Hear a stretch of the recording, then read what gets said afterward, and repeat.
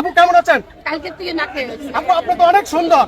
আর মিজান ভাই তো বলছে 14 বার নেবে, আপনি কয়বার নিয়ে খাবেন? আমি 14 বার নিব, আপনারা ভাইরা যারা আছেন আমার সাথে শেয়ার করুন। আপনি কি খাইতে পারবেন 14 বার নিয়ে? সবাই মিলে খাবো। সবাই মিলে খাবেন? আপনি তো খাবো না, আপনি খাইতে হইব। আমি পারবো না। কি কর একবারই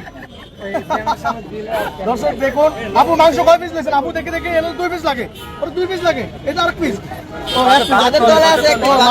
নাই না, গরম তো কিভাবে লাড়া দিয়ে দেখাবো? গরম অনেক। আপু কেন বললাম জানেন, এখানে অনেকে আসে বাতের নিচেও 1 পিস রাখে, বুঝছেন, এই জন্য বললাম। আল্লাহর রহমতে আমরা 10 পিস দিয়ে যাব, কিন্তু এক পিস বেশি নিব না।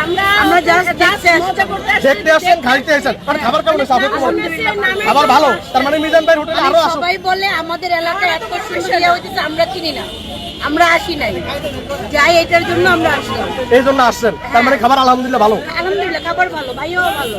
ভাইয়াকে তো অনেক আগে থেকেই আমরা চিনি, আচ্ছা ধন্যবাদ আপু।